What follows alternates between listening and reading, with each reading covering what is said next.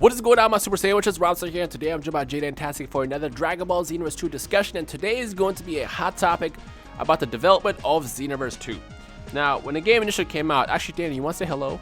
Hello! Hello. Now, initially when the announcement came out the other day, the one thing that I saw the most in terms of, like, I guess, questionable comments people tossed out is, why so soon?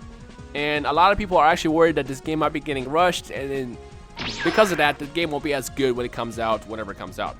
Well, I won't admit, I won't lie, it's one of the things I thought about too. I was like, it's way too soon for this game to come out, because honestly, I expected it in 2017, maybe announced at the end of this year, and then getting it sometime next year or something like that, because, well, it's a pretty big game. But something I want to kind of toss out there is, this game has actually been in development for a very, very long time. Now, something I want to toss out is, the game, Xenoverse 1, was initially finished around December of 2014. Because I remember that's when they started doing the dubbing, but as far as production and the development, it was pretty much done. In December 2014, that's when they actually bought the domain name DragonBallXenvoerse2.com, which leads me to believe that development for the next game actually started around then. So that puts us roughly around 2 years or so for the next game. But question is this enough time? Well, actually it is, because if you look at actually the first game of any game, the first game always takes the most work. It always takes like 2 or 3 years, and I know Xenoverse, I think, took around 3 years to make initially. But once you have the initial skeleton, the blueprint, the base of the game made, then the rest of it is not as hard, because essentially then you just take the code that you already have, and you alter it, you tweak it, you add more characters, you add more designs, you add more missions, you basically build off of that. So because of that, after you do the first game, the second game should take way less time to do so. Now, to those who are still worried about this, let's look at the past games. Specifically, I'm going to look at Budokai 1 and Budokai Tenkaichi, well, the Budokai series and the Budokai Tenkaichi series. So Budokai 1 first. Budokai 1, Danny, you know when it came out? You probably don't. You don't have the chart pulled up. I have the chart pulled up, right? 2006. No, you're wrong. Budokai 1 came out November 2nd, 2002. And I remember when the game came out, it was awesome. I was super excited. A lot of us loved it. And then Budokai 2 came out December 4th, 2003.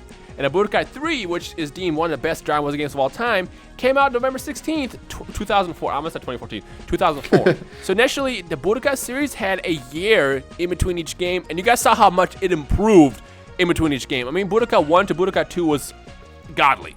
And on top of the Budokai 3, from Budokai 2 to Budokai 3 was amazing. Like, in a year, did it so much. Because, again, the hard work with these sequels is, or not the sequels, but the game itself is making that first game. Now, let's look at Tenkaichi. Tenkaichi 1 was my one example for any Dragon Ball game of all time, just because Tenkaichi 1 was not a good game. Tenkaichi 1 was pretty bad, and that came out October 6th, 2005. Now, when did the next game come out? Danny, do you know? You want to take a guess? 2006. Yes, actually, it did. Budokai 2 came out October 5th, 2006, exactly 366 days after that, if there was no leap year, in which case it'd be 365 or whatever. Essentially, it came out a year after that. And then Budokai 3 came out October 4th, 2007. So as far as development and having a year between these games, it's normal. But remember, the thing that makes the development process so difficult is making that first game. Because once you have a game made, you essentially have all these resources, all the stuff that's already built, and then you're just adding on to it. So it should not take anywhere near as long as that. With that said, Xenoverse 2 is going to have a lot of content. Now, I will not say it's going to have all the content, because obviously Super is still airing, so we don't know everything that's going to happen to Super. I don't even know if Super is going to be DLC content, or they already have it in the game. I have no clue what the plans are with that, but obviously for Xenoverse 3, whenever that gets, introduced, they'll have something to build on and add on to what they currently have. But Xenoverse series has a lot right now, and Xenoverse 2 is going to choose a lot of stuff, and I'm confident that the development time they have right now isn't as bad as you guys think. Do you want to actually toss in there? I'll just talk for like 4 minutes, and I didn't even give you a chance to speak, other than tossing in a couple words here and there. Yeah, just building on that. I mean, kind of like you said, the base game is already there. They already gave us Xenoverse. And Xenoverse, I mean, the story wasn't quite as long as I had hoped that it would be, but as far as content goes, there was actually quite a bit of content in the game. I mean, it had a fully, built out storyline, and then there was how many parallel quests that we had? A lot. a lot. It was like 60 or something crazy like that, which is basically like another story. You're basically playing through the storyline again. So there was a ton of content there, and they're just going to build upon that. They're going to build upon the character list. They're going to build upon the storyline. They're going to build upon the mechanics. So really, at the end of the day, this development cycle, they're just updating, and they're updating for newer and better, faster technology.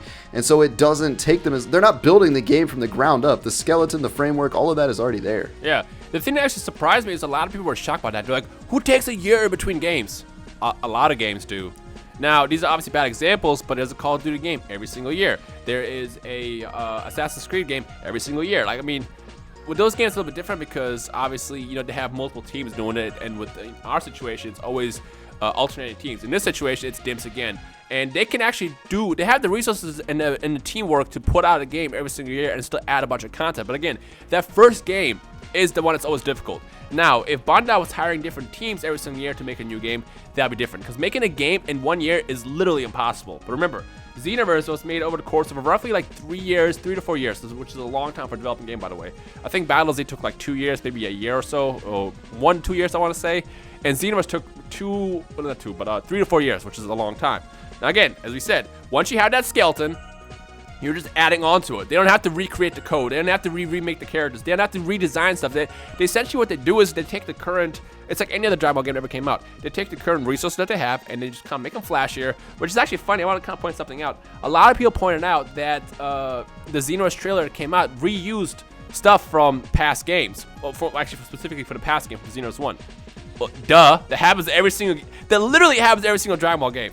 Why recreate it? The specific scene in question that most people kept bringing up was the father-son Kamehameha, which has been in like every single trailer. It's one of the most epic scenes of the entire series. Yeah. So obviously that scene is going to be reused over and over again. No, specifically, it was the exact same models and everything from last year. But the thing is essentially what they did is instead of just recreating a scene and spending months on recreating just that one shot, for all we know, that one shot was just like a flashback or something. We have no clue what the whole context is around it. But, you know, essentially what they did is they took the Xenoverse models for that one, you know, cutscene and just kind of made them nicer, better, 60 FPS, and they used it for the trailer. Now, again, I don't know if this is going to be part of the actual game, if it's a flashback. For all we know, when you, like, get the game, sit down, that's part of, like, the initial trailer. Just basically kind of do, like, a recap from Xenoverse 1. But it's normal. That's a normal thing, you know? It's not a bad thing that they reuse it. Put it this way. Would you rather them recreate that stuff, spend months on it to redo the same scene again, or work on other features? Danny, answer that question. I mean, obviously we want them to work on other features, which right. is kind of another point that you have to think about too, is that when they're developing the first game of a new series of games, there's a lot of guesswork that goes into it. I mean, not a ton. I mean, there's a lot of Dragon Ball Z games that have been out in the past, and so they can kind of learn and know from those mistakes. But in the case of Xenoverse, it was a different take on a Dragon Ball Z game, like vastly different. There was a ton of guesswork. And now that they had Xenoverse out, and it was pretty successful, and they got a ton of feedback on it. There was a ton of feedback. I mean, especially now with the way that YouTube has gone, and there's so many more people creating content, watching content, consuming content. They can get that feedback much quicker than they could in the past. Yep. And so that makes it even easier for them to develop, even quicker for them to develop, because they don't have to sit around a boardroom and be like, should we do this? Should we do this? Should we do this? All they have to do is go online and be like, this is what people say they want. Let's do that. And it cuts out so much of the guesswork. Yep. And something else that I wanted to add that I'm completely blanking out right now, because that's what my brain does. It just kind of blanks out. Is what the hell was I about to say? It was something very important and relevant to this conversation. If I remember it, I'll probably comment it below. But essentially, I was worried at first. But again, every single Dragon Ball game in the past came out within a year, unless it was made by a different company. Like I said, when you make the first game, that takes a lot longer. But after that, making a sequel to that is a lot better, and they build upon it and make it a lot better. Again, remember, to those who have not played Tenkaichi 1, I highly recommend you figure out a way to play it. Go find it at, like, I don't know, Amazon or something, or your local mom and pop game shop. Play that game, and then play Tenkaichi 2, and just look at the difference. It's a massive difference. Like, I did not like Tenkaichi 1. It was a really bad game, and Tenkaichi 2 was incredible. And as far as Xenoverse 2, it's not going to be a drastically different game. Like, the mechanics are going to be essentially like looking at Budokai and Tenkaichi. It's not gonna be like looking at Burst Limit and like Dragon Ball or Super Dragon Ball. It's going to be essentially the same game, just made better tweaks, flow better. And I remember what I was going to say. A lot of people are also asking is whether or not there's going to be a beta for Xenoverse 2. And as weird as it sounds to say, Xenoverse 1 was that beta. Like, they have enough data to know how many people are going to buy this game, what we didn't like, what we liked about it. And like I said, like Danny said, they took a lot of our feedback that we put on YouTube over the course of the last year, 2 years I should say, and they basically crafted this next game. I don't know how much of that feedback went into this next game, but a lot of it did. So with that said, to those who are worried about the game, whether or not it had enough development time, it had enough. Trust me. And it will not be a perfect game. I'll say that right now. Xenoverse 2 will not be a perfect game, but there's also no such thing as a perfect game. For all we know, Xenoverse 3 might be that game. Xenoverse 3 might be that game that's going to be like, perfect in terms of everything we want. But for what we're getting with Xenoverse 2, I'm very confident it's going to be exactly what we as Dragon Ball fans want. And if not, then we always have the next game. Put it this way. It's going to be at least better than Xenoverse 1. And if you like that game, you'll love this next one.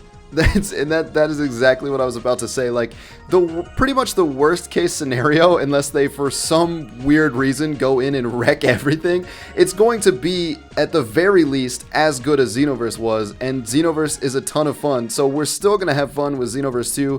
And so what I just like to ask people to do is just have a little faith. I know we live in the day and age where everyone wants to be skeptical, everyone wants to kind of hate on everything at first until they actually play it, and that just kind of seems to be the way of the world right now. But just have a little bit of faith in Dimps. Have a little bit of faith in the game. Like, we're Dragon Ball Z fans. We should be excited. We should be happy that we're getting another game. I mean, let's be honest, that this isn't going to happen because obviously, the games are fun and they make money on them. But at any time a Dragon Ball Z game comes out, that could be the last Dragon Ball Z game. And so, we might as well appreciate them and support them as long as we can and as long as they're putting them out. Right.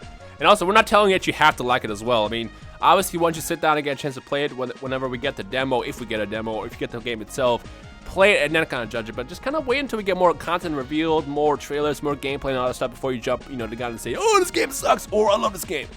Like I said, fortunate for me, I know a couple things about the game that I know you guys will all love once we get to that point. But for now, all I can really just say is just be patient, just wait. Trust me, they had enough time.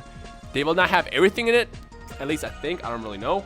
But they have more than enough time. And worst case scenario, it's going to be somewhat like Xenoverse 1 was. And if you like that game, you will definitely enjoy the next one. Danny, is there anything else you want to add?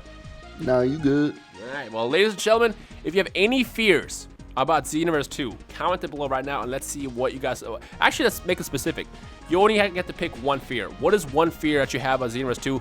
Comment it below. Only one. Don't say two. Don't say three. Only one, because I really want you to think about this. With me, my only biggest fear is the fact that online doesn't work right. Because Xenoverse is great to me. I love it to this day. I play it pretty much every single day, but I don't like how the hit detection is pretty bad in Xenoverse 1. So if Xenoverse 2 has as bad hit detection, then obviously that game is not going to survive. But if it doesn't, if it has like great hit detection, if they fix that one problem that was plaguing Xenoverse 1, this next game is going to last even longer. That's all I will say. True. With that said, if you guys have any questions, comments, feedback, drop us a comment. And again, let us know your thoughts on the worst thing that could happen. And I guess we'll just take them from there. So yeah, we'll see you guys in the comment section below.